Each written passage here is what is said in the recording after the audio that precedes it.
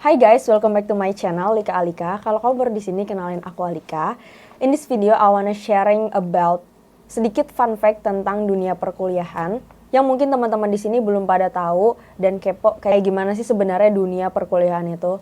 To be honest, alasan utama aku bikin video ini karena sebentar lagi itu udah mau ospek maba 2024. Jadi aku mau cerita-cerita aja fakta menarik dunia perkuliahan ke teman-teman maba supaya nggak kaget atau culture shock, dan juga biar teman-teman tuh ada gambaran umum kayak gimana nanti dunia perkuliahan baik dari segi pertemanan, akademik, ataupun hal yang lainnya. Nah, aku bakal ngomongin santai dan ngejabarinnya itu pakai poin based on my experience. Dan FYI, aku di Undip ini udah semester 4, jadi aku mau sedikit cerita aja ke teman-teman semua. Paling pertama, there are so many mahasiswa ambis, tapi banyak juga mahasiswa yang nyantai. Ada mahasiswa yang ambisnya ini ambis banget gitu ya. Ada mahasiswa yang biasa aja gitu, kayak ngikutin alur perkuliahan seperti selayaknya, nggak ambis-ambis banget, tapi nggak nyantai-nyantai banget. Tapi ada juga yang ketiga ini yang nyantai banget. Nah, jadi di sini tuh kita bakal diuji gitu ya, namanya kuliah itu tuh semuanya akan mandiri. Apalagi buat teman-teman yang nantinya ngerantau. Nah, nanti teman-teman akan merasakan perbedaannya antara SMA dengan kuliah. Kalau SMA itu kita masih ada guru atau orang tua di sekolah yang bakal ngontrol kita dari segi akademis ya terutama. Beda lagi kalau di perkuliahan. Dosen itu bisa dibilang bukan orang tua di kuliah gitu. Jadi kayak hanya sebagai mentor kita. Jadi semisal aku nggak ngerjain tugas dari beliau, itu tuh dosennya ya udah bodo amat dan nggak peduli. Karena kan yang butuh nilai itu kita. Dan beliau nggak peduli kalau misalkan kita nggak ngerjain tugas dari beliau, itu ya udah nilainya tinggal dijebretin aja. Di sini kalian diuji buat ngontrol diri kita mau masuk ke circle yang ambis atau yang nyantai. Kalau saran dari aku, teman-teman tuh harus gabung ke perkumpulan atau circle teman-teman yang ambis. Karena balik lagi lingkungan itu bakal ngebawa diri kita untuk lebih berkembang. Tapi yang namanya mahasiswa itu gak jauh-jauh dari kata stres ya pasti. Teman-teman tiap hari udah ngerjain tugas, nyatet materi, belajar, ngerjain laporan praktikum. Nah itu kan pasti bakal bikin stres. Makanya kalau aku pribadi, aku tuh bisa gabung di circle-circle ambis, tapi juga bisa gabung di teman-teman yang ya udah nyantai gitu. Dan sini balik lagi kita harus bisa memposisikan kapan kita harus ambis, kapan kita harus main atau nyantai. Intinya work-life balance lah ya. Fun fact dunia perkuliahan yang kedua, absensi sepenting itu. Semester 1 tuh jujur aku ngerasa burn out meskipun aku semester 1 tuh punya banyak teman, teman-teman juga ngebantuin gitu. Kita saling ngebantu, apalagi kita maba. Tapi tetap aja gitu ya, dari tugas dosen, tugas praktikum, itu tuh banyak yang keteteran. Padahal aku udah ngerjain semaksimal mungkin dan serajin mungkin tanpa aku tunda-tunda, tapi tetap aja itu tugas kerasanya tuh banyak banget. Tidur jadi kurang, bahkan kadang aku tidur itu baru di jam 3 pagi. Gara-gara malamnya sampai pagi tuh ngerjain tugas. Dan paginya udah kuliah lagi. Misalkan aku dulu pernah kelas paling pagi tuh jam 7 atau setengah 8, aku agak lupa. Nah itu tuh biasanya kesiangan atau aku udah bangun dan karena gak kuat, kepala jadi pusing dan akhirnya bolos. Padahal absensi itu sepenting itu, dan di kampusku setiap mata kuliah itu ada jatah 3 kali absen. Jadi 3 kali kita boleh bolos atau boleh izin. Kalau nggak masuk lebih dari 3 kali kenapa? Itu nggak akan bisa ikut UAS ataupun UTS. Jadi itu sangat krusial gitu kan ya. Nah makanya teman-teman bisa manfaatin 3 kali jatah absen, 3 kali jatah bolos ini sebaik-baiknya. Kalau misalkan teman-teman lagi sakit atau lagi sakit berat atau ada acara keluarga yang memang tidak bisa ditinggalkan, itu manfaatkanlah ketiga ini. Fun fact dunia perkuliahan yang ketiga, jarang ada yang nanya IPK. Aneh ya, kalau di SMA tuh sering banget ya, banyak yang nanya, kamu ranking berapa? Oh aku ranking segini. Kamu ranking berapa? Oh aku ranking segini.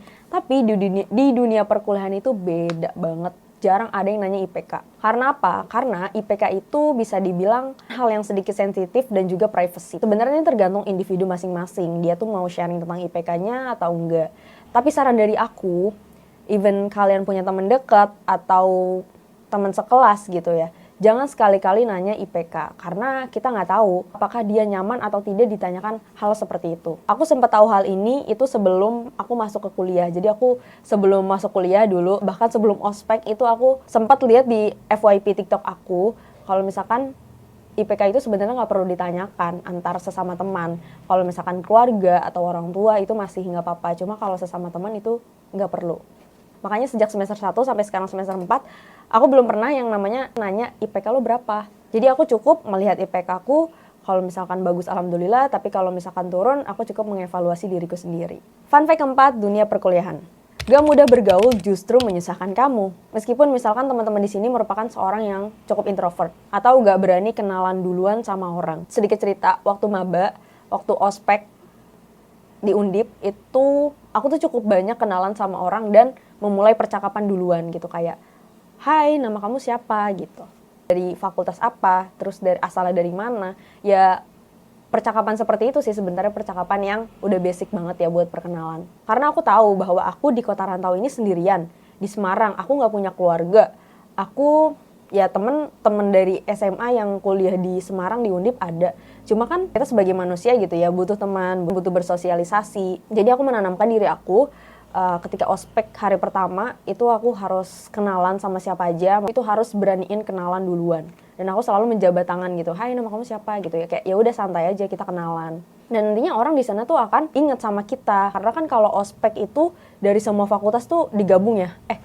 Apa sih kayak istilahnya tuh pembukaan maba gitu ya, yang bareng-bareng. Jadi semua fakultas itu digabungin, terus pembukaan semua fakultas digabungin jadi acara ODM. Kalau di Undip itu namanya ODM, orientasi Diponegoro Muda. Nah itu kan pastinya nanti kita bakal misah kan, apalagi kalau di kampus itu fakultas tuh jauh-jauhan. Jadi teman-teman ODM kita itu pastinya bakal misah juga, karena kan ini beda. Di ODM ini tuh kita pertemanan itu beda fakultas ya, sama siapa aja gitu. FK, FEB, FISIP, FPIK, FSM itu pasti semuanya ya ketemu sama siapa aja gitu, masih random. Belum lagi nanti ospek yang antar fakultas, itu tuh bakal ya udah teman-teman fakultas gitu. Ini fakultas FK, ini fakultas FPIK. Nanti ada ospek masing-masing juga. Cuma kalau misalkan yang ODM ini kan bareng-bareng semua fakultas. Dan nantinya kalian akan pisah gitu, akan pisah sesuai fakultas masing-masing. Jadi kalau misalkan kita berani kenalan di katakanlah ODM ini ya, berani kenalan sama siapa aja, nanti teman kita tuh akan ingat, misalkan aku dari FPIK, teman ODM aku dari FEB gitu ya.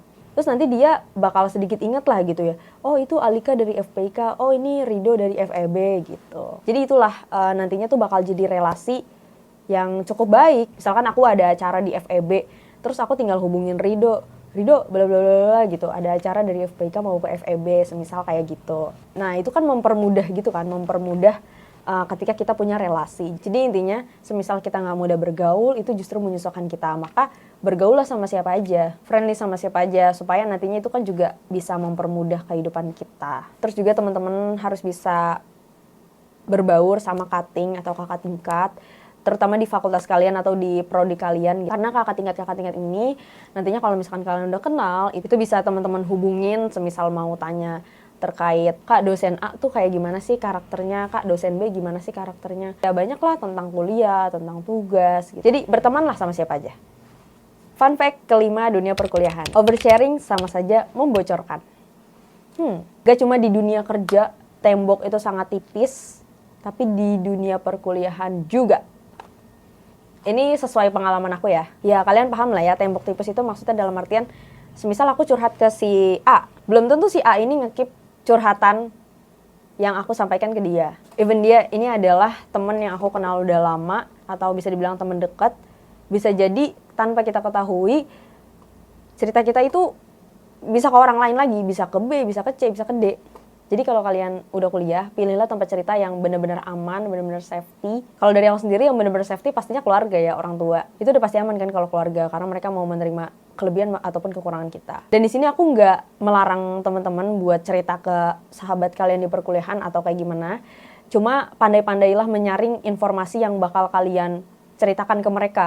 Misal cuma cerita-cerita random atau cerita-cerita konyol aja itu nggak apa-apa. Cuma kalau misalkan itu menurut kalian udah cukup privacy, tapi kalian udah nggak tahan mau cerita ke orang, cerita aja ke keluarga. Poin yang keenam, fun fact dunia perkuliahan. Menurutku ini adalah hal paling penting daripada poin yang aku sebutkan sebelum-sebelumnya. Poin terakhir dan ini poin paling penting yang harus teman-teman dengerin. Jadi ketika teman-teman nanti udah kuliah, udah ngerantau, udah jauh dari orang tua, pergaulan bebas itu udah bukan hal yang gila lagi. Jujur nih ya, aku semester 1 itu banyak banget culture shocknya. Banyak banget, nggak banyak banget sih, cuma gimana ya, kayak kerasa banget gitu loh shocknya, shocknya semester 1. Ternyata di dunia perkuliahan itu banyak yang mabok, cewek-cewek pada ngerokok, pergaulan bebas, dugem, dan lain sebagainya. Nah itu tuh udah dibilang hal yang normal gitu. Aku pernah dapet cerita dari teman aku yang bisa dibilang mereka ini minum. Jadi alasan mereka minum itu adalah karena mereka stres dan juga jauh dari orang tua. Jadinya ya udah bebas. Mau minum juga nggak ada yang lihat, nggak ada yang ngelarang. Udah tinggal pergi ke tempatnya aja terus minum dan lalalalah kayak gitu. Di situ aku memang sangat kaget ya karena di masa-masa SMA aku, masa-masa sekolahku, itu tuh aku belum pernah melihat hal yang seperti itu atau mempunyai teman yang melakukan hal tersebut. Tapi ketika di dunia kuliah ini ternyata memang banyak sekali baik cewek maupun cowok yang seperti itu. Nah, aku pun nggak yang terlalu menasehati. Biasanya aku hanya sekedar ngasih tahu kalau misalkan itu tuh nggak baik dan lu tuh ada orang tua yang menjaga kepercayaan lu buat lu tuh ngerantau. Makanya jagalah kepercayaan itu, kepercayaan orang tua lo yang udah susah-susahin kuliah gitu, tapi kitanya malah pergaulan bebas gitu kan, nggak etis ya. Aku sebenarnya nggak yang menyalahkan banget, itu udah pilihan mereka. Toh kalau misalkan kita udah nasehatin yang baik cuma dia masih memiliki jalan tersebut, ya udah gitu. Kita nggak bisa apa-apa karena kontrol terbesar itu ada di dia, bukan di kita. Mau kita ngasih tahu sering dan mau kita ngasih tahu sesering pun, tapi dari dianya belum bisa lepas dari hal-hal tersebut, ya sama aja gitu. Jadi fokuslah ke diri kita, terus juga jaga kepercayaan yang udah dibangun sama orang tua, meskipun jarak jauh banget gitu ya, anak rantau. Tapi alhamdulillah aku sampai dengan detik saat ini belum pernah menyentuh hal-hal tersebut. Karena aku tahu itu nggak baik. Aku nggak mau merusak tubuh, merusak fisik dan juga mental gitu. Nah itu dia fun fact dunia perkuliahan, supaya teman-teman tuh nggak kaget, apalagi teman-teman maba ya. Intinya baik-baik di kota orang, baik-baik sama orang, jangan ngelakuin hal-hal yang aneh, jadi mahasiswa yang sewajarnya aja, terus juga cari banyak prestasi, cari banyak kegiatan. Karena yang aku rasain sebagai mahasiswa, meskipun udah kuliah tiap hari, seminggu aku tuh berapa ya, 5 hari berarti ya, seminggu tuh 5 kali ke kampus, kita capek belajar, ngerjain tugas, ngerjain laporan praktikum, tapi tetap aja kalian akan merasakan hal yang hampa kalau kuliah aja. Makanya di kampus tuh kan pasti akan ada banyak organisasi, UKM atau volunteer. Itu tuh teman-teman bisa ikutin perkumpulan-perkumpulan seperti itu supaya kita tuh bisa menjadi pribadi yang lebih berkembang. Soalnya aku ngerasa kalau cuma bolak-balik dari kosan kampus itu kayak ada yang kurang ya. So buat teman-teman manfaatkanlah masa-masa semester 1, semester 2, semester 3 itu masa-masa yang masih dibilang cukup santai untuk bisa ikut banyak kegiatan. Jadi manfaatkanlah sebelum kalian di semester 4, 5, 6, 7 yang udah sibuk KKN atau PKL atau magang gitu. Oke guys, itu dia 6 poin fun fact tentang dunia perkuliahan dari aku. Semangat maba 2024, semoga kalian bisa sukses di perkuliahan. Jangan lupa komen down below kalau kalian punya fun fact menarik lainnya di dunia perkuliahan, supaya teman-teman yang lainnya nanti juga bisa saling tahu dan kita bisa saling membantu. Thank you for watching guys, and see you on the next video. Bye-bye!